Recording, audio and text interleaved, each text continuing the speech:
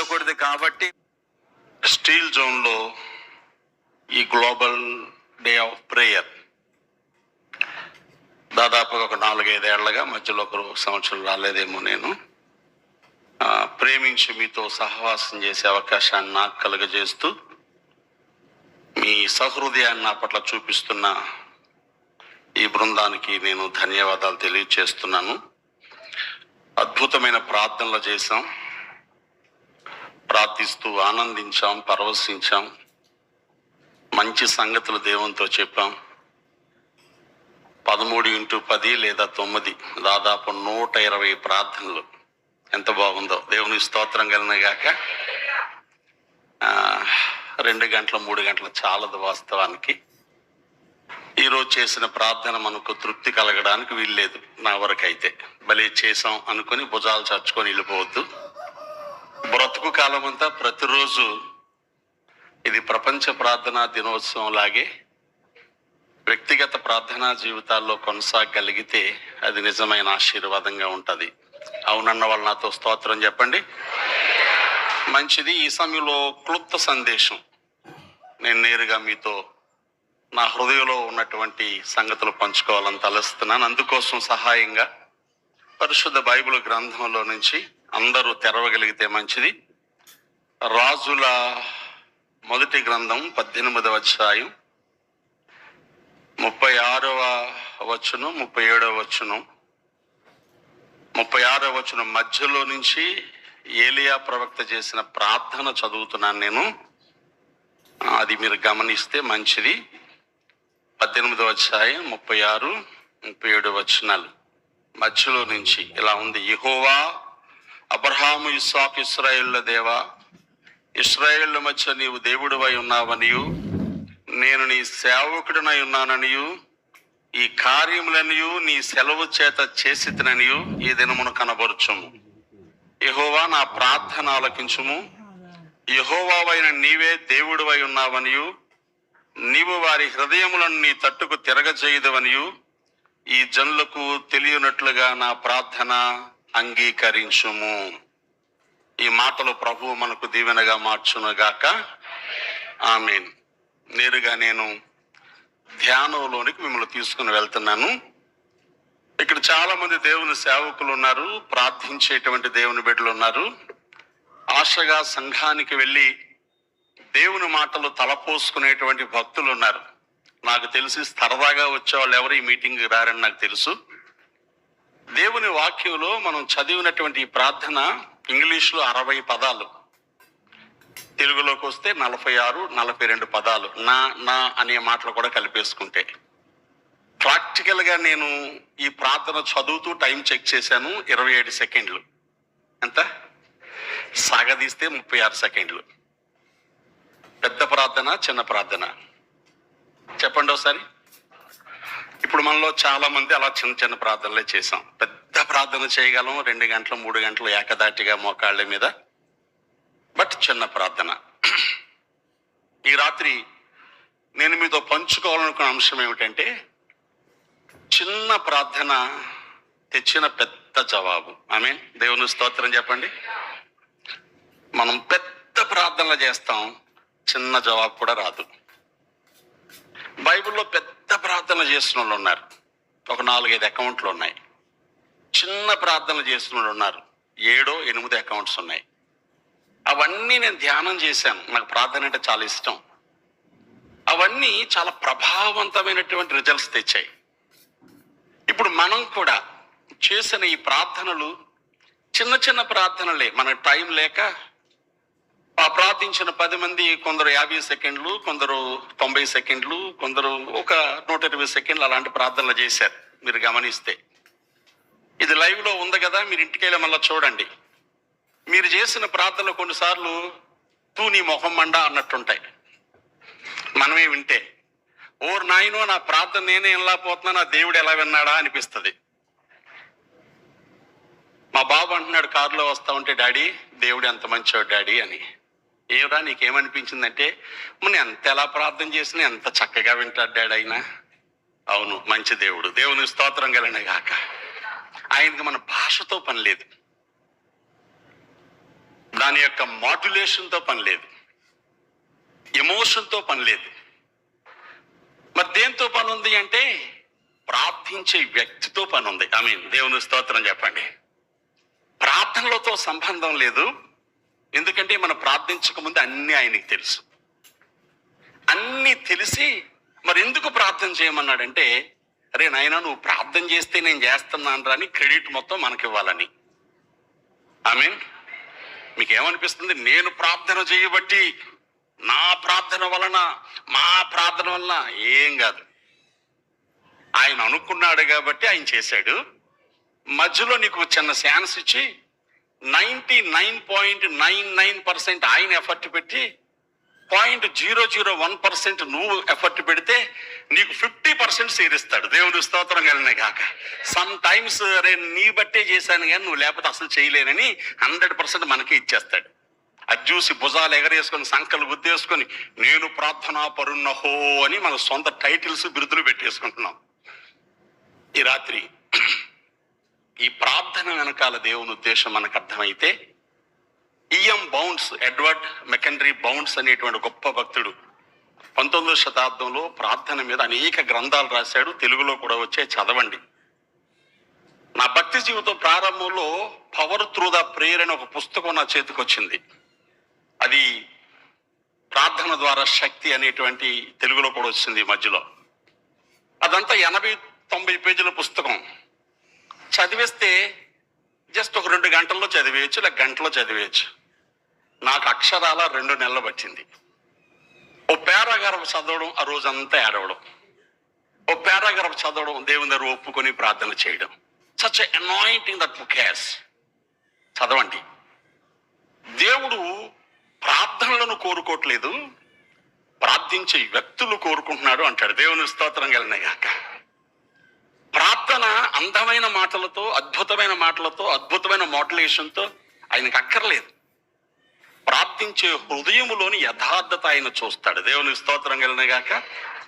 ఈ రాత్రి ఈ సంగతి మనకు అర్థమైతే, మనం ఎక్కడున్నా, ఫోకస్ కాకపోయినా, మారుమూలున్నా, పెద్దగా గుర్తింపు లేకపోయినా, చిన్న మాటే మనసులో ప్రార్థన చేసిన గొప్ప కార్యాలు చూస్తాం. దేవునికి స్తోత్రం కలిగిన గాక. ఈ రాత్రి మనం చదువుకున్న ఏలియా ప్రార్థన ఎంత గొప్ప ఉజ్జీవాన్ని తెచ్చిందో మనందరికీ తెలుసు. ప్రార్థన అలా ముగించగానే ఆకాశం నుంచి అగ్ని దిగి వచ్చి బలిపీఠం మీద ఉన్న బలి పశువుని, అక్కడ బలిపీఠంగా పేర్చిన రాళ్లను, కట్టెలను, అక్కడ పోసిన నీళ్లను, బుగ్గిని కూడా కాల్చేసిందని రాయబడింది. దేవునికి స్తోత్రం కలిగిన గాక. అంతేనా? ఎవ్వరూ చెప్పక్కర్లేకుండానే అప్పటికే దాదాపు 22 సంవత్సరాలుగా బయలుదేవతారాధనలో పొల్యూట్ అయిపోయిన ఇశ్రాయేలు జనాంగం ఎవ్వరూ చెప్పకుండా, ఎవ్వరూ ప్రొవోక్ చేయకుండా, ఎవరూ ఇన్స్పైర్ చేయకుండా అలా చూడగానే యెహోవాయే దేవుడని ఒక్క పట్టున కేకలేశారు. దేవునికి స్తోత్రం. సంవత్సరాల తరబడి చేయలేనటువంటి పనిని ఆ ఒక్క 26 సెకండ్ల ప్రార్థన తర్వాత 750 మంది బయలు ప్రవక్తలు, అషేరాదేవ ప్రవక్తల్ని ఏలియా చంపించాడు. ఆహాబు రాజ్యాన్ని షేక్ చేశాడు. వీళ్ళారా, ఇది ఊరికే ఒక కథగానో, బోధనాంశంగానో, బోధగానో బైబిల్లో రాయబడలేదు. ఆ ఏలియా దేవుడే, చెప్తారా, నా దేవుడు. చెప్పుకోండి ఒకసారి. ఎవరు ప్రార్థన చేస్తారు వాళ్ళ దేవుడు సుమా. ప్రార్థన యాక్షన్ చేసిన వాళ్ళ దేవుడు కాదు. ప్రార్థన చేస్తున్నామని ఫీల్ అయిపోయిన వాళ్ళ దేవుడు కాదు. ప్రార్థన జరిగిపోయినా ప్రార్థనా పరులు అనుకున్న వాళ్ళ దేవుడు కాదు. నిజముగా ప్రార్థించేవారి దేవుడు. దేవునికి స్తోత్రం. నీ బ్రతుకులో కూడా బయలుదేవతారాధన లాంటి సందర్భాలు, నీ కుటుంబంలో కూడా ఇబ్బంది కలిగించే పరిస్థితులు, నీ వ్యక్తిగత జీవితంలో కూడా నువ్వు సరి చేసుకోలేని ఎత్తుపల్లాలు ఎన్నున్నా, ఏలియా వంటి స్వభావంతో మనం కూడా ప్రార్థన చేస్తాం. అందుకే యాకోబు అంటాడు, ఏలియా మన వంటి స్వభావము గల మనుషుడే. అంటే అర్థం ఏంటి? నీకెంత మంచి స్వభావం ఉందో, ఎంత చెడ్డ స్వభావం ఉందో, ఎంత డిస్టర్బ్ అయిపోయే మైండ్ సెట్ ఉందో, నువ్వెంత పనికిమాలిన వాడు అని యథార్థంగా ఒప్పుకుంటావో, ఏలియా కూడా అలాంటివాడే. అంటే ఏలియా మహా గొప్ప భక్తుడు కాబట్టి కాదు, ఒక మనుషుల్లో ఉండాల్సిన సగటు బలహీనతలన్నీ ఏలియాలో ఉన్నాయి. ఇది టైంగా చెప్పడానికి నాలోనూ ఉన్నాయి. ఎవరిలో ఉన్నాయి? నన్ను చూపిస్తారేమో అనుకున్నాను, మీలోనే ఉన్నాయని. మంచోళ్ళు మీరు, యథార్థవంతులే, మనలో ఉన్నాయి. ఆ ఏలియా ప్రార్థన ఆలకించిన దేవుడే నా ప్రార్థన ఆలకిస్తాడు. దేవుని స్తోత్రం కలండి గాక.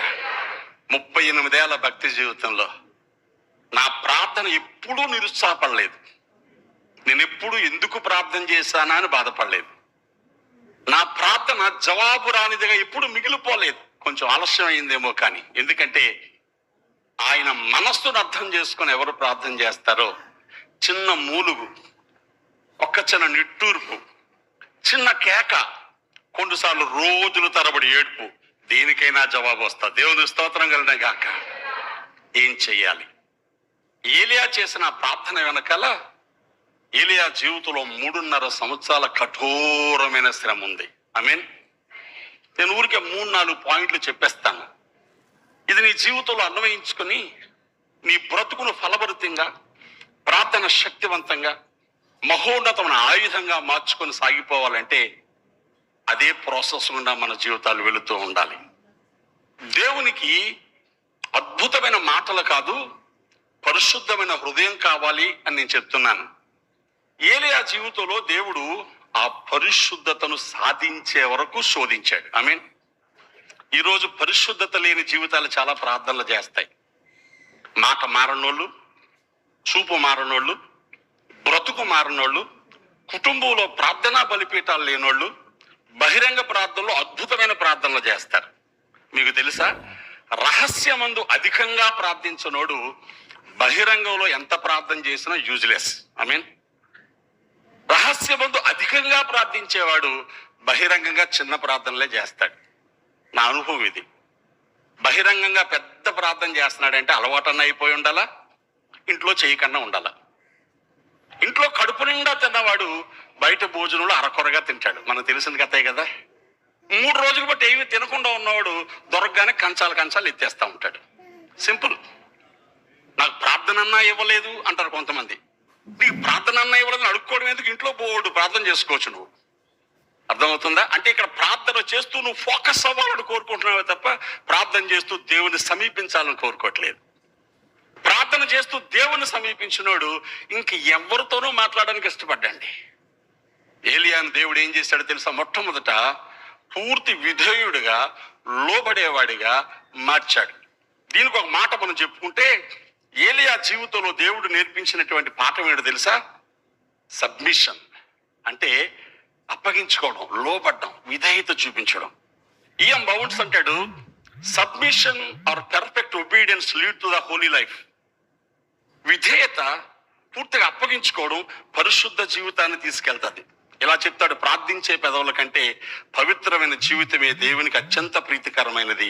ప్రార్థన మనిషిని పవిత్రం చేస్తుంది, లేదా పవిత్రత లేకపోవడం మనిషిని ప్రార్థనకు దూరం చేస్తుంది. ఇది ఆయన స్టేట్మెంట్, అందుకే రాసుకొని చెప్తున్నాను నేను. నువ్వు ఎప్పుడైతే విధేయత చూపిస్తావో ఆ విధేయతలోంచి పరిశుద్ధత వస్తుంది. దేవునికి స్తోత్రం కలుగును గాక. ఆ విధేయతలో ఏం చెప్పాడు చెప్పనా? మనకు తెలిసిన విషయాలే గుర్తు చేస్తాను. ఏలియాతో దేవుడు ఏమన్నాడంటే, నువ్వు వెళ్ళి ఎక్కడ దాక్కోమన్నాడు? కెరీతు వాగు దగ్గరికి వెళ్ళు. అదేమో పెద్ద జీవనది కాదు. వర్షకాలంలో యొర్దాన్ నది పారితే ఆ నదిలోంచి వచ్చిన చిన్న పిల్ల కాలవ. యొర్దాన్ నది స్ట్రీమ్ తగ్గిపోతే ఈ కెరీతు వాగు కూడా ఎండిపోతుంది. అక్కడికి వెళ్ళు. ఎక్కడ? ఎవరు లేని చోట, ఎవరు బోధ చేయని చోట, ఎవరికి బోధించడానికి వీల్లేని చోట, 10 మంది కనబడని చోట, పూర్తిగా దాహం తీరని చోట, ఫుడ్ సంపూర్తిగా లేని చోట నీకు నేను కాకోళములకు ఆజ్ఞాపిస్తాను. ప్రవక్త నీచమైంది తినకూడదు. కాకులు పట్టుకొచ్చే రేవెన్స్ అని ఉంటుంది ఇంగ్లీష్లో, బొండు కాకులు. అవేమో చాలా మంది పాస్టర్ గారు ఫ్యాషన్ గా చెప్తారు. ఆహాబు రాజు వండుకొని డైనింగ్ టేబుల్ మీద పెట్టుకుంటూ ఎత్తుకొచ్చేసిందంట కాకి. పాపం ఆహాబు రాజు వరండా. అమాయకంగా చెప్తే మనం అమాయకం నవ్వేస్తాం. ఫ్రైడ్ చికెన్ పట్టుకొచ్చిందంటాడు ఒక పాస్టర్ గారు. మామూలు చికెన్ కూడా KFC తెచ్చింది అనలేదు సంతోషం. ఏమండి? ఫ్లెష్ అని ఉంటుంది ఇంగ్లీష్లో. ఫ్లెష్ అంటే పచ్చి మాంసం. ఎక్కడ పీక్కొచ్చిందో, కరువులో ఏది వేటాడిన దానిలోంచి ఒక ముక్క పట్టుకొచ్చిందో, అపవిత్రమైన దాన్ని, అసహ్యమైన దాన్ని ప్రవక్త తినడు. కానీ దేవుడే తినమనగా నోరు మూసుకుని తిన్నాడు. టైంకి ఆయన మీద డిపెండ్ అయ్యాడు. ఆ పచ్చి మాంసాన్ని, ఆ రొట్టె ముక్కను ఎక్కడి నుంచి పట్టుకొచ్చిందో, ఎంతకాలం అయ్యేది అనలా. నువ్వెంతకాలం తినమన్నా తింటానన్నాడు. దేవుని స్తోత్రం కలిగిన గాక. ఈరోజు ప్రార్థించేవాడు దేవుని మాటలకు లోబడ్డం నేర్చుకోవాలి.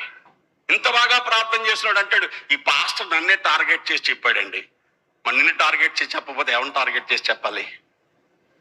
నాతోనే మాట్లాడు ప్రభు అని పాట పడతాడు. మాట్లాడు మాట్లాడు నాతో మాట్లాడు, శతకేసేస్తారు పాటల్లో. మాట్లాడుతూ ఉంటే నాతోనే మాట్లాడుతాడు ఈయన. మరి ఏంటో నాకు అది ఆ డ్యూయల్ మైండ్ అర్థం కాదు. పరిశుద్ధ జీవితం అంటే విధేయతతో, ప్రభువా మీరు మాట్లాడారు, నేను సరి చేసుకుంటాను, నేను దిద్దుకుంటాను. అక్కడి నుంచి ఎక్కడ పోమన్నాడు? సారేపతికి వెళ్ళిపో. అదేమన్నా మంచి జోన? తూరు సీదోన్ల ప్రాంతం, విగ్రహారాధన పెరిగిన ప్రాంతం, వ్యతిరేకులు ఉన్న ప్రాంతం. అంటే మన మాట చెప్తే పెనం మీద నుంచి పొయ్యిలో పడ్డాం. ఇక్కడ ఏదో దిక్కుమాలను బ్రతికేస్తాను, పోయి అక్కడికి వెళ్ళు, అక్కడ కూడా జమీందారు కాదు విధవరాలకు ఆజ్ఞాపిస్తాను. విధవరాలు పోషిస్తుంది. ఏం ఆవిడికి ఎంత ఫుడ్ ఉంది, ఆ పూటకే ఉంది, వండుకొని తిని చచ్చిపోదాం అనుకుంది. ఆ సంగతి చెప్తే అందులోంచి మొదట పొందామంటాడు. అక్కడ లోబడ్డాడు. ఎంత అద్భుతమైనటువంటి సంగతో తెలుసా? ప్రతి మీల్కి దేవుని మీద డిపెండ్ అయ్యాడు. అహంకారాన్ని కానీ అతిశయాన్ని కానీ పోకుండా ఉన్నాడు. మళ్ళీ ఫైన్ డే అంటాడు, ఈసారి ఆహాబు దగ్గరికి వెళ్ళు. ఇంకెక్కడికి వెళ్ళాలా? డైరెక్ట్ గా చంపేవాడి దగ్గరికి వెళ్ళమంటున్నాడు. నేను వర్షం కురిపిస్తానని చెప్పు, అంతకంటే ముందు ప్రవక్తలందరూ కొండ మీదకి రమ్మను. అసలు నన్ను చంపుదామని ప్రమాణం చేస్తున్నాడు ఊర్లన్నీ తిరిగి. తన సేవకుల్ని అంట పెట్టుకుని ఏలియా కనబడ్డా? కనబడలేదు, ఒట్టెట్టు అంటున్నాడు. ఇలాంటి పరిస్థితులు డైరెక్ట్ గా వెళ్ళిపోయి నేనే అని చెప్పాలంటే, నన్ను చావడానికి వెళ్ళమంటున్నావా అని అడగలేదు ఏలియా. వెళ్తాను ప్రభు అన్నాడు. ఆహాబు దగ్గరికి వెళ్ళాడు. ఆహాబుని ఎన్కౌంటర్ చేశాడు. నీ ప్రవక్తలు పిలవమంటే ఆహాబు సర్రమని కత్తి తీసి పీక నరికేయద్దు ఏలియాని. మరి ఏమనుకున్నాడో, అంత కోపం ఉన్నవాడు ఏలియా కనబడితే చంపేద్దామని తిరిగిన ఆహాబు ఏలియా నీ ప్రవక్తలందరినీ పిలవమంటే ఈయన పన్ను పట్టుకొని పోయి జనాల్లో పంపించి ప్రవక్తలందరినీ కర్మేలు కొండ మీద పోగు చేశాడు. ఇవన్నీ గుర్తుపెట్టుకోండి. దేవునికి స్తోత్రం కలిగిన గాక. విధేయతలో ఎంత లోతుగా వెళ్తావో అన్ని అద్భుత కార్యాలు జరుగుతాయి. ఆమేన్. మొదటి మాట, నీ చిన్న ప్రార్థన పెద్ద కార్యాలు చేయాలంటే నువ్వు పెద్ద వ్యక్తివి చిన్న వ్యక్తిగా మారిపోవాలి. దేవునికి స్తోత్రం కలిగిన గాక. నీ ఫ్యామిలీ బ్యాక్గ్రౌండ్, నీ ఫైనాన్షియల్ బ్యాక్గ్రౌండ్, నీ సంగతులన్నీ ప్రక్కన పెట్టి చిన్నవాడిగా నువ్వేం చెప్తావో చెప్పయ్యా, నేను చేస్తానా. సమూయేలుకి ఏమి నేర్పించాడు దేవుడు? ఏలీ ప్రవక్త ఏం చెప్పాడు? ఇదిగో యెహోవా అయ్యా నువ్వు సెలవి, నీ దాసుడు ఆలకిస్తున్నాడు. సమూయేలుని పిలిస్తే నీ దాసుడు ఆలకిస్తున్నాడు. ప్రార్థించేవాడికి ఆలకించడం రావాలి. దేవుని స్తోత్రం కలిగిన గాక. 10 నిమిషాలు గబ్బ ప్రార్థన చేసిన మనం 20 నిమిషాలు అక్కడే మౌనంగా మోకాళ్ళ మీద కనబెట్టి నాతో మాట్లాడు మాట్లాడు మాట్లాడు మాట్లాడు మాట్లాడవా ప్రభా, మాట్లాడు ప్రభా అని హృదయం నెమ్మదిగా ఆయన స్వరం వినే వరకు వెయిట్ చేయాలి. అంత తొందరమని ఎక్కడుంది? ఆమెను అన్నామా, లేసిపోనట్టుకొని పోయామా? నీ ప్రార్థనలు గొప్ప కార్యాలు జరిగించాలని ఆశపడకు, జరగవు. ఆ రోజు ప్రార్థించిన వారు ప్రార్థించుటేందు రాత్రి గడిపారు. ఆమేన్. ప్రార్థించుట్లో 10 దినాలు గడిపారు. ప్రార్థించుట్లోని అక్కడే తలపెట్టుకుని నిద్రపోయారు. నాకు తెలిసిన పాస్టర్ గారు సాయంత్రం 6 గంటల మీటింగ్కి వెళ్తానమ్మా, కొంచెం వేడి నీళ్ళు పెట్టిన భార్యతో చెప్పి చిన్న ప్రార్థన చేసుకొస్తానన్నాడు. వేడి నీళ్ళు మరిగే వరకు. ప్రార్థనలోంచి వచ్చాక నీళ్ళు అయ్యాయి అంటే, ఏం నీళ్ళు అయ్యాయి? నీళ్లు మరిగాయి, నీళ్లు చల్లారాయి, నీళ్లు మరిగాయి, నీళ్లు చల్లారాయి. ఇప్పటికీ ఆ నీళ్లు మరగబెట్టి 24 గంటలు అయింది అందవిడ. ఎంతసేపు ప్రార్థనలో ఉన్నాడు? 24 అవర్స్ ఆయనకి వేడి నీళ్లు మరగబెట్టినంత టైం అయింది. దేవుని స్తోత్రం కలిగిన గాక. మీరు ఎప్పుడైనా ప్రార్థన చేయడానికి మోకరించినప్పుడు ఆడియో రికార్డు పెట్టుకొని మీరు ఎంతసేపు ప్రార్థన చేస్తారో చేసేసి ఆమెను టైం చూసుకోండి, చేసిన ప్రార్థన వినండి. ఎన్నిసార్లు రెప్యుటేషన్లు ఉంటాయో, ఎన్నిసార్లు కాని మాటలు పలికేస్తాము, ఎన్నిసార్లు తొందరపాటు మాటలు, నిందాపూర్వక మాటలు పలికేస్తాము. నీ ప్రార్థన పరిశుద్ధమైన జీవితాన్ని నడిపిస్తే అద్భుత కార్యాలు జరుగుతాయి. దేవుని స్తోత్రం. రెండవ మాట, ఏకాంత ప్రార్థనా జీవితం ఒక వ్యక్తి జీవితంలో దేవుని మీద ఆధారపడేవాడిగా చేస్తుంది. ఐ మీన్ అందరికీ పబ్లిక్ ప్రేయర్స్ ఉన్నాయి దేవుడి దయ వల్ల. ప్రేయర్ గ్రూప్స్ ఉన్నాయి. ఏమండి దాన్ని ఏమంటారు? చైన్ ప్రేయర్స్ ఉన్నాయి. కరెక్ట్.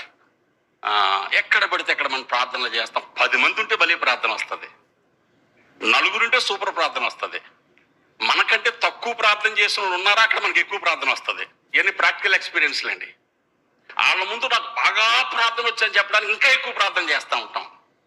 ఎవడూ లేని దగ్గర చేర్చుడు నీ ప్రార్థన అస్సలు రాదు. మీకు తెలుసా, నేను చాలా ఎక్కువ సార్లు ఉపవాసాలు చాలా ఎక్కువ చేశాను. లాంగ్ ఫాస్టింగ్స్ 21 రోజులు ఎన్నిసార్లు చేశాను లెక్కలేదు. నేను రాసుకునేవాడిని, ఏం ప్రార్థన చేస్తున్నాను, ఎంతసేపు ప్రార్థన చేస్తున్నాను, ఎంతసేపు నిద్రపోతున్నాను, లిస్ట్ మెయింటైన్ చేసేవాడిని. ఒక దైవజనుడు దయవల్ల జకరియా స్టానీ ఫోమం ఆయనతో పరిచయం వల్ల నాకు అలవాటైంది. మీకు తెలుసా, చాలా సార్లు చేసిన ప్రార్థన కోసం పశ్చాత్తాపడి ప్రార్థన చేశాను. ప్రభువా తప్పు అయిపోయిందా, ఎలా ప్రార్థన చేయకుండా ఉండాల్సింది, ఇలా అడగకుండా ఉండాల్సింది అని. కానీ ఏకాంతమందు ప్రభువుతో గడిపే సమయాలు పెరిగే కొలది దేవుని మీద ఆధారపడడం, దేవుని ప్రేమను అనుభవించడం, ఆ తర్వాత ప్రార్థన మన జీవితాలను మార్చేయడం చూస్తాం. దేవుని స్తోత్రం. ఈ ప్రార్థన చిన్నదని కానీ తక్కువని కానీ నేను చెప్పట్లా. ఏకాంతముందు అధిక సమయం గడపండి. ఒంటరి ప్రార్థన చేయండి. ఇంట్లోనో బయటో కూర్చోనో నడుస్తూనో ఎవరు లేని చోట దేవునితో గట్టిగా పిచ్చిగా నీకు నచ్చినట్టు ప్రార్థన చేయండి. మూలగండి, ఏరవండి, అరవండి, కేకలేయండి, గట్టిగా దేవునితో పోట్లాడండి, గొంతు పగిలేలాగా, పిక్కటిల్లేలాగా. కానీ నువ్వు ప్రార్థన చేసిన తర్వాత నీ హృదయం, నీ మనసు ఎంత ఫలభరితంగా ఉంటుందో, ఇట్స్ ఎ స్పెషల్ ఎక్స్పీరియన్స్. దేవునికి స్తోత్రం కలిగిన గాక. అలా ఏకాంతమందు అధిక సమయం దేవునితో గడిపేవాడు బహిరంగ మందు మనుషులతో పెద్దగా ఉండడానికి ఇష్టపడ్డండి. మనుషుల ముఖాలు చూడడానికి ఇష్టపడ్డా. నాకు దైవజనుడు తెలుసు, ఆయన ప్రభు దగ్గరికి వెళ్ళిపోయారు ఒక 5-6 సంవత్సరాల క్రితం. మాట్లాడుతూ మధ్యలో లేచిపోతాడు.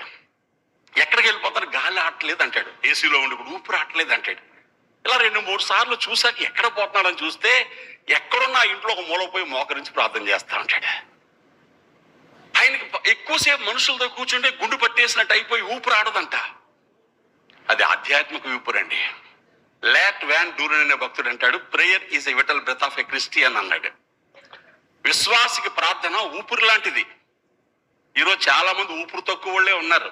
శాచురేషన్ స్థాయిలు పడిపోయి ఈ ఊపిరి తగ్గిపోతే ఏలుగు పెట్టేసుకుని ఆక్సిమీటర్ అమ్మో అని మాస్క్ పెట్టేసుకుంటున్నారు.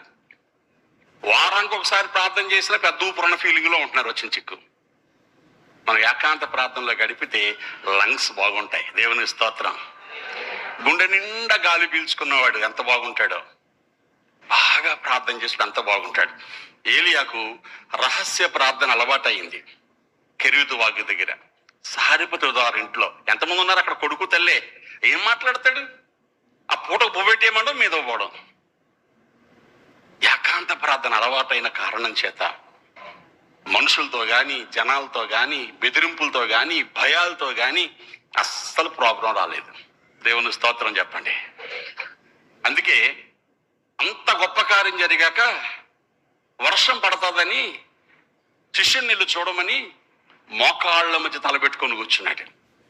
మీరు ఎప్పుడైనా ఊహించారా ఆ మోకాళ్ళ మధ్య తలబెట్టుకోవడం అంటే ఏంటో, ఎలా పెట్టుకొని ఉంటాడో, ఆ పోస్టరెడ్ పొజిషన్ ఏంటో, గొంతుగిలా ఇలా కూర్చొని కాళ్ళు ఇలా మడిచి తల ముందుకు ఉంచితే కాళ్ళు 2 చాపి కూర్చుంటాడు. ఓ భక్తుడు చెప్పాడు, ఇస్రాయేల్ దేశంలో స్త్రీలు ప్రసవించడానికి పెట్టే పోస్టర్ అంటది. ఈజీ డెలివరీస్ జరగడానికి అలా కూర్చోబెడతారంట.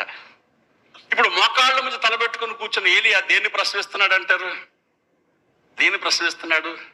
బీటలు వారిపోయిన నేల, వర్షం లేని భూమి, విగ్రహాలతో నిండిపోయినటువంటి జనం.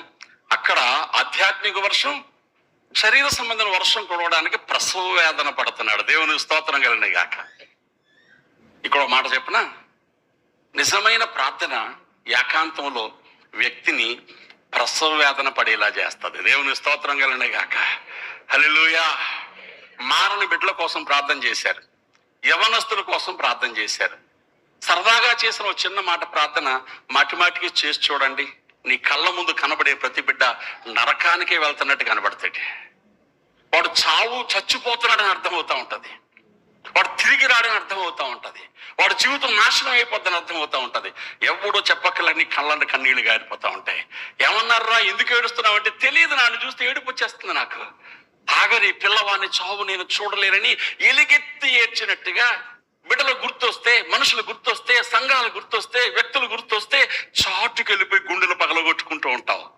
నీ చిన్న చిన్న ప్రార్థనలు కూడా గొప్ప జవాబుని తెచ్చేస్తాయి. దేవునికి స్తోత్రం కలిగినాయి గాక. ఈరోజు సంఘంలో గడికు చాటుకు వెళ్ళిపోయి గుండె పగలగొట్టుకునే భక్తులు కావాలి. ఏకాంత ప్రార్థనలో దేవుని సన్నిధిలో కనిపెట్టేవారు కావాలి. హృదయం అంతా భారంతో నలిగిపోయేవారు కావాలి. ఏలియా అదే చేశాడు. ప్రియ స్నేహితుడ, సహోదరి, నీ ప్రార్థనను చిన్న చూపు చూడడం నా ఉద్దేశం కాదు. కానీ నీ ప్రార్థనలో నువ్వు ఎక్కి వెళ్లాల్సిన మెట్లు ఇంకా చాలా ఉండిపోయాయి. ప్రార్థన అంటే అడుక్కోవడం అని మాత్రం తెలిసిపోయింది. ఇవ్వు ఇవ్వు ఇవ్వు ఇవ్వు, ఇల్లివ్వు, పెళ్ళివ్వు, పిల్లివ్వు, బండివ్వు, బిల్లివ్వు, డబ్బివ్వు, ఇక్కడ ఆగిపోయాం మనం.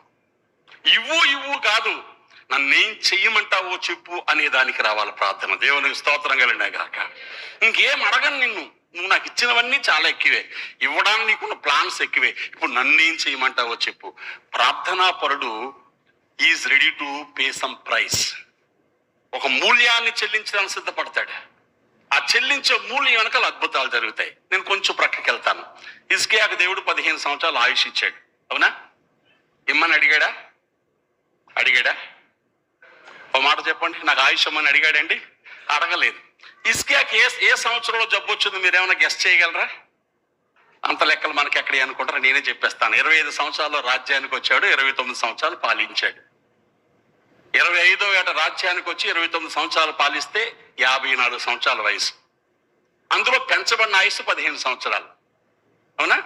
54 - 15 తీసేయండి, 39 సంవత్సరాల వయసు. 39 సంవత్సరాల వయసులో జబ్బు వచ్చింది. 25 సంవత్సరాల వయసులో రాజయ్యాడు. 14 సంవత్సరాలు చేసిన పని ఒకటి ఉంది, ఇంటికి వెళ్ళి చదవండి. 22 రిఫార్మేషన్స్ చేశాడు. హిజ్కియా జీవితాన్ని చదివితే అతను చేసిన గొప్ప కార్యాలు రాజ్యానికి గాని, ప్రజలకు గాని, మందిరానికి గాని, యాజకులకు గాని అద్భుతాలే చేశాడండి. 14 సంవత్సరాల లైఫ్ టైం ఇన్ని కార్యాలు చేశాక మరణకరమైన రోగం వచ్చింది. అప్పుడు ఏమన్నాడు చెప్పనా? ఎలా బ్రతికానో, ఏమేం చేశానో గుర్తు చేసుకున్నాడు, అంతే. పెద్ద ప్రార్థన, చిన్న ప్రార్థన? ఎలా బ్రతికానో, ఏమేం చేశానో గుర్తు చేసుకో. ఎంతకాలాన్ని గుర్తు చేసుకోమన్నాడు? 14 సంవత్సరాలను గుర్తు చేసుకోమని. ఇది ఇంకా తక్కువ, 11 సెకండ్లు ప్రార్థన చేశాడు. నేను కాల్కులేషన్స్ కూడా చెప్తున్నాను. 14 సంవత్సరాల చరిత్రను 11 సెకండ్లు ప్రార్థన చేస్తే దేవుడు దాన్ని వెంటనే గుర్తు చేసుకుని, ప్రార్థన అలా చేశాడో లేదో చెప్పిన ప్రవక్త వెళ్ళిపోతా ఉండగానే మెసేజ్ వచ్చి 15 సంవత్సరాలు ఆయుష్ పెంచాడు. దేవునికి స్తోత్రం చెప్పండి. మనం 11 సెకండ్లు చేసిన పని 10 సంవత్సరాలు ప్రార్థన చేస్తూ ఉంటాం. నేను చెప్పింది మీకు అర్థమైందా? పావలా పని చేసి 25 రూపాయలు బిల్డప్ ఇస్తాం మనం. ఇది మన కెపాసిటీ. హిజ్కియా 25 రూపాయలు పనిచేసి పావలా కూడా చెప్పలేదు. దేవుడు అన్యాయస్తుడా, న్యాయస్తుడా? చేసిందని మర్చిపోతాడా? నీ అకౌంట్లో ఏమన్నా ఉంటే నీకే ఇచ్చేస్తాడు ఆయన. కాబట్టి ఏకాంత ప్రార్థన వ్యక్తిని దేవుని కోసం పని చేసేలా మారుస్తుంది. ఆమేన్. చేసిన పనిని మర్చిపోవడానికి ఆయన అన్యాయస్తుడు కాదు. నీ బ్రతుకులు అద్భుతాలే చేసేస్తాడు. నేను ముగిస్తున్నాను ఇంకొక చిన్న మాట చెప్పి. అంతేకాదు, వ్యక్తి తన జీవితంలో ప్రార్థిస్తూ ఉండగా జీవితం ఏమి పూలపాన్పు అవ్వదు. భయంకర పరీక్షా పరిశోధనలు వస్తాయి. ప్రార్థించే కొలది పరిశోధన వస్తుంది. ప్రార్థించే కొలది పరిపక్వతలో తీసుకెళ్తాడు. అందుకోసం పరీక్షలు వస్తాయి, శోధనలు వస్తాయి. పరీక్షా పరిశోధనలు గుండా వెళుతూ మన బ్రతుకులో దేవుని యొక్క అద్భుతాన్ని చూస్తాం. దేవుని స్తోత్రం కలిగిన గాక. పరీక్ష లేకుండా ప్రమోషన్ లేదండి. మనకు అర్థమయ్యేలా చెప్తున్నాను. ఉందంటారా? పరీక్షలు లేని విద్యా వ్యవస్థ కావాలంటున్నారు. ఏం కావాలా? విద్యా వ్యవస్థలో పరీక్షలు వద్దంటున్నారు. కరోనా పాస్లు ఉన్నాయి చాలా మందికి. అప్పుడు కరోనా టైంలో 10th పాస్ అయ్యారు, ఇంటర్ పాస్ అయ్యారు, అందరూ 10 పాయింట్సే వచ్చేసాయి. తర్వాత ఎవరికి ఇంటర్మీడియట్లో పాస్ రాలేదు. ఎందుకంటారు? కరోనా మార్కులు వ్యక్తి జీవితాన్ని మేలు చేయమని తెలిసిపోయింది. పరీక్షలు లేకుండా బహుమానాలు వస్తే, పరీక్షలు లేకుండా ప్రమోషన్లు వస్తే వాడు ఎందుకు పనిచేయడు? కష్టపడాల్సిందే, కొంత కన్నీరు కార్చాల్సిందే. శోధించబడిన మీదట నేను సువర్ణంలాగా ప్రకాశిస్తానన్నాడు. బంగారం కంటే అమూల్యమైన మన విశ్వాసం అగ్ని పరీక్షల చేత ఏమవుతుంది? అది పుట్టుమయబడుతుంది. ప్రార్థనా పనులకు ఎక్కువ కష్టాలు వస్తాయండి. అందుకు సైతాన్ అంటాడు, అందుకే నేను చెప్పాను ఎక్కువ ప్రార్థన చేయొద్దని అంటాడు. ఏమంటాడండి? మనం కూడా సాక్షి చెప్తాం. నేను ఎంత ప్రార్థన చేస్తున్నానో అంత శ్రమ వచ్చేస్తున్నాను, కానీ పక్కోడికి ఏమర్థం అవుతుంది? ప్రార్థన చేయమనా వద్దనా? మనకు మనమే మంచి సువార్త చెప్తున్నాం. నేను ప్రార్థన చేస్తే శ్రమ వచ్చిందిరా బాబు, నువ్వు ప్రార్థన చేయకు అని. అయ్యగారు మీరు చెప్పినట్టే మానేశానండి ప్రార్థన అంటాడు ఒకడు. ప్రార్థించుచున్న కొలది పరీక్షల వెనకాల బహుమానాలు పొందాం మనం. దేవుని స్తోత్రం కలిగిన గాక. ఏలియా అద్భుతమైన కార్యాలు చేశాడు. పరీక్షల వెనకాల ఎక్కడో 3.5 సంవత్సరాలు సింగిల్గా ఉండిపోయినాడు. కింగ్ మేకర్ అయిపోయాడు. దేవుని స్తోత్రం చెప్పండి. తెలుసా కింగ్ మేకర్ ఎలాగయ్యాడు? శత్రురాజ్యమైన సిరియా దేశం మీద హజాజేలు అభిషేకించాడు. ఇశ్రాయేల్ దేశం మీద యెహూను అభిషేకించాడు. తన తర్వాత తనకంటే గొప్ప కార్యాలు చేయడానికి ధనవంతుడైన భూస్వామి సాపాతు కుమారుడైన ఎలీషాను అభిషేకించాడు. అడ్రస్ లేనోడండి, గొంగలు కట్టుకున్నాడండి, ఎక్కడో చాటున్నాడండి, కాకులు తెచ్చిన తిన్నాడండి, ముక్కు మొహం తెలియకుండా బ్యాక్గ్రౌండ్ ఉన్నాడండి. కింగ్ మేకర్ అయిపోయాడు. దేవుని స్తోత్రం కలిగినాయి గాక. ప్రార్థించే వాళ్ళని దేవుడు ఆ ప్లేస్ లో ఉంచుతాడండి. ఈ రాత్రి ఒక చిన్న తలంపు మనసులో పెట్టుకుందాం. ఇక్కడ చేసిన ప్రార్థనలు ఒక గొప్ప అవకాశం. ఈ ప్రార్థన బ్రతుకంతా చేయటానికి, ఆయన పనిలో పాలువారం అవటానికి, ఆయనతో హృదయాన్ని పంచుకోవడానికి, రాజ్యభారాన్ని పంచుకోవడానికి నాకు ప్రార్థించటం నేర్పు అని అడగాలి. దేవుని స్తోత్రం కలిగినాయి గాక. ప్రార్థించడం నేర్పు అంటే అర్థం ఏంటి చెప్పనా? మరలా చెప్తున్నాను, లోబడ్డం నేర్పు, ఏకాంతంగా నీతో ఉండడం నేర్పు, పరీక్షల గుండా వెళ్ళడం నేర్పు. ఇంకా పెద్ద పరీక్ష ఇది చాలు ప్రభువా అనకుండా ఇంకొంచెం లోతుకి నడిపించు, ఇంకొంచెం పెద్ద పరీక్ష, ఇంకొంచెం పెద్ద లెక్కి, ఇంకొంచెం పెద్ద బరువు పెట్టు అనే మాటలు చెప్పగలిగితే నీ ప్రార్థన కొన్నిసార్లు నువ్వు పలికిందే ప్రార్థన అయిపోదు. దేవుని స్తోత్రం కలిగినాయి గాక. నువ్వు ఆశపడితే జవాబు వచ్చేస్తుందండి. పెద్ద ప్రార్థన చేయక్కర్లా. నువ్వు ఆశపడితే వచ్చేది, మనసులో కోరుకుంటే వచ్చేది. నేను వరుసగా 4 రోజులు సన్ స్ట్రోక్ గురైపోయాను.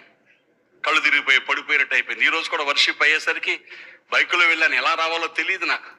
పుల్పిట్ దిగుతూ అనుకున్నాను, ప్రభావ నా కారు లేదు, ఎవరైనా కారు తెస్తే బాగున్న, బైకులు ఆడడం వల్ల కాదు అనుకున్న. ప్రార్థన కూడా చేయలే. ఇలా దిగేసరికి ఇంకొక తమ్ముడు దారింటి పోతే అనిపించిందంటే వాడికి, అయ్యగారు ఆరాధనకు వస్తారు, సన్ స్ట్రోక్ తగిలేస్తుంది, కారులో తీసుకెళ్తాను, చచ్చి ముందు కారు పెట్టాడు వచ్చి. దేవుని స్తోత్రం కలిగినాయి గాక. నాకు అనిపించిందండి, అనుకుంటే ప్రార్థన అయిపోవడం అంటే ఇన్ని గొప్ప కార్యాలని చెప్పమంటారు. నేను గొప్పవాడిని చెప్పడానికి ప్రయత్నం చేయాల. నా దేవుడే నీ దేవుడు. ఆమేన్. నువ్వు ఆశపడితే కార్యాలు చేసే దేవుడు. నువ్వు అడిగినా దొరకలేదంటే ఎక్కడో ఫార్ములా రాంగ్ అయిపోయిందని అర్థం. ఆశపడదాం, అప్పగించుకుందాం. చిన్న చిన్న ప్రార్థనలతో పెద్ద పెద్ద కార్యాలు, సమ్ టైమ్స్ పెద్ద ప్రార్థనల ద్వారా ప్రపంచాన్ని కదిలించే పరిస్థితులు రావడానికి. ఏ మొక్కైనా చిన్నగానే మొలుస్తుంది. దేవుని స్తోత్రం చెప్పండి. ఎలా మొలుస్తుంది? చిన్నగానే. It's became a shoot. తర్వాత నెమ్మదిగా 2 ఆకులు, ఒకరోజు పెద్ద చెట్టు. ఈరోజు మనం మొలవకపోతే, మొలుసామని ఊహించుకుంటే, కలలో కాపు కాసేస్తా ఉంటే నో యూజ్. మొదలు పెట్టండి. నెమ్మదిగా ప్రభువుతో సహవాసం చేయండి. సమయాన్ని గడపండి. సెల్ ఫోన్ కంటే దేవుని ప్రేమించడం ఎక్కువ నేర్చుకుంటే, ప్రభు పాదాలు పట్టుకుంటే అద్భుతాలు చూసేస్తాం. ఏలియా దేవుడే మన దేవుడు. ఏలియా ప్రార్థించగా మేలు చేసిన దేవుడు, ఆశ్చర్య కార్యాలు చేసిన దేవుడు. మనం ప్రార్థించినా కూడా గొప్ప కార్యాలు జరిగిస్తాడు. మన ప్రాంతాన్ని కదిలిద్దాం, మన సంఘాలను కదిలిద్దాం, మన కుటుంబాలను కదిలిద్దాం. అందుకు ముందు మనం కదులుదాం. ఆమేన్. ఎవరు కదులుతారు? మనమా? గట్టిగా చెప్పండి. నేను. ప్రార్థన చేద్దాం. పరిశుద్ధ తండ్రి, వందన స్తోత్రాలు చెల్లిస్తున్నాను. ఈ మధ్యాహ్నం మా అందరితో ఈ దినం కోసం ప్రార్థింపజేశారు.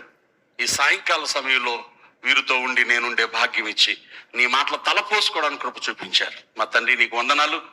ఇంతవరకు చేసిన ప్రార్థనలు మా జీవితాల్లో ఒక అనుభవం కాగా, ప్రార్థించడానికి కావాల్సిన సంసిద్ధం అంతరంగాల్లో పెంచమని వేడుకుంటున్నాం. ఈ మాటలు ఫలింపు చేయమని. ఏలియా వంటి స్వభావం మా బ్రతుకులో ఉంది. ఏలియా వంటి ప్రార్థనా ప్రభావం కూడా మా బ్రతుకులో రావడానికి కృప చూపమని యేసు నామమున ప్రార్థించి వేడుకుంటున్నాను తండ్రి. ఆమేన్, ఆమేన్, ఆమేన్.